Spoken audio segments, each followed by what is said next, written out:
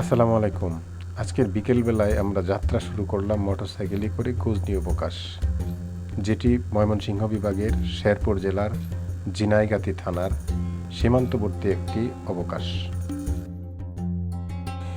সূর্যের হালকা আলো পাহাড়ের সবুজে পড়েছে, হাওয়া ও পাখির ডাক মিলিয়ে পরিবেশকে প্রাণবন্ত করে তুলছে। রাস্তার দুপাশে ছড়ানো পাহাড়, ছোট খাল, ঝর্ণা আর বনাঞ্চলের দৃশ্য চোখে মনোমুগ্ধ করে তোলে। ধীরে ধীরে পাহাড়ের ভিতরে প্রবেশ করে দেখা যাচ্ছে যে পাহাড়ি গ্রামের ব্যস্ত জীবন এবং প্রাকৃতিক সৌন্দর্য অসাধারণ। মোটরসাইকেলের গতির সাথে দৃশ্যগুলো বদলায়, সবুজ মাঠ, পাহাড়ি নদী, ঝর্ণা, পাখির উড়ন্ত ছন্দ, প্রতিটি পাক যেন নতুন গল্প বলে। বন্ধুরা, আমাদের প্রথম স্টপ হলো ওয়াচ টাওয়ারে। ধীরে ধীরে আমরা সিঁড়ি দিয়ে উঠতে থাকি, আর উপরে পৌঁছানোর সাথে সাথেই চোখ পড়ে চারপাশের অপরূপ সুন্দর দৃশ্যে। উঁচু থেকে দেখা যায় পাহাড়, ঝর্ণা, ছোট নদী, বনাঞ্চলের বিস্তীর্ণ নকশা। সূর্যের আলো গাছপালার উপর পড়ে ঝলমল করছে, আর হাওয়া মৃদু ছোঁয়া আমাদের মনের মধ্যে শান্তি জাগাচ্ছে। ওয়াচ টাওয়ারের থেকে প্রতিটি দিক আলাদা গল্প বলে। একদিকে পাহাড়ের ঢালু, অন্যদিকে খোলা মাঠ, আর মাঝখানে ছোট গ্রাম, পাহাড়ি রাস্তা। এখানে দাঁড়িয়ে আমরা প্রকৃতির সৌন্দর্য পুরোপুরি অনুভব করি। ওয়াচ টাওয়ার থেকে নামার পর আমরা এগিয়ে যাই সোজা অবকাশের মধ্য পয়েন্টে, যেখানে পাহাড়ি দৃশ্যের সঙ্গে ছোট ছোট স্টল দেখা যায়। এখানে আমরা আমাদের মোটরসাইকেল পার্ক করি এবং পায়ে হেঁটে অভিযান শুরু করি ঝুলন্ত ব্রিজের দিকে। আমরা পৌঁছে যাই ঝুলন্ত ব্রিজ, কেবল কার এর কাছাকাছি।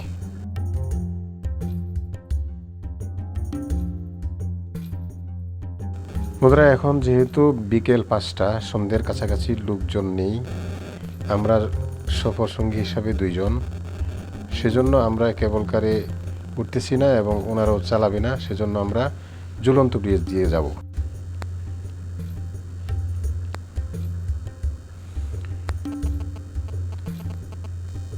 ঝুলন্ত ব্রিজের উপর দিয়ে হাঁটতে হাঁটতে অনুভব করি পাহাড়ের গভীরতা, চারপাশে সবুজ প্রকৃতির সৌন্দর্য। এখানে দাঁড়িয়ে মনে হয় আমরা প্রকৃতির সঙ্গে এক হয়ে গেছি, আর প্রতিটি মুহূর্ত এক নতুন অভিজ্ঞতা হিসাবে মনে টিকে থাকবে।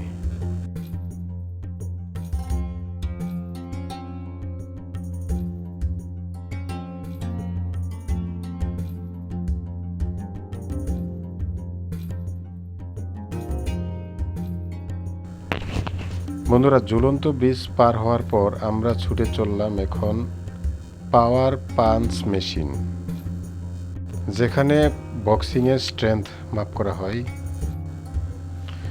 আমরা প্রস্তুতি নিই, ধীরে ধীরে মেশিনের দিকে এগিয়ে যাই। প্রথমে পাঞ্চ করে আমরা অনুভব করি মেশিনের শক্তির প্রভাব।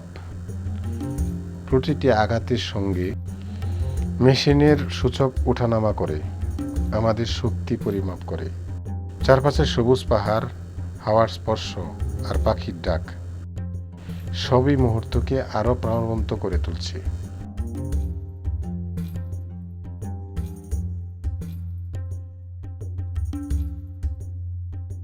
ডাইনোসর পয়েন্ট, এটা গজনী অবকাশের একটি উল্লেখযোগ্য পয়েন্ট। বাস্তবে ডাইনোসর না দেখলেও এই কৃত্রিম আকার ডাইনোসর দেখলে অনেক ভয় হয়। আদিম যুগটা কেমন ছিল, আর এরকম পাহাড় প্রকৃতি দেখে মনের মধ্যে এক ধরনের ভয় কাজ করে। আপনারা যারা এই গজনী অবকাশ ভ্রমণে আসতে চান, আসতে হলে ঢাকা শেরপুরগামী যে কোনো বাস ধরে আগে শেরপুর আসতে হবে এবং সেখান থেকে সিএনজি অটো রিক্সা করে এই গজনী অবকাশ পৌঁছে যাবেন নির্ধারিত। বন্ধুরা, এখন আমরা হেঁটে চললাম গজনী অবকাশের সেই ভিউ পয়েন্ট যেখান থেকে সুন্দর সুন্দর দৃশ্য উপভোগ করা যায় সেখানে যাব, কিন্তু এখানে ঢুকতে গেলে 50 টাকার টিকিট কেটে নিতে হয়। সেদিকে যাচ্ছি আর এই পাহাড় প্রকৃতি দুপাশের সৌন্দর্য উপভোগ করতে চাচ্ছি।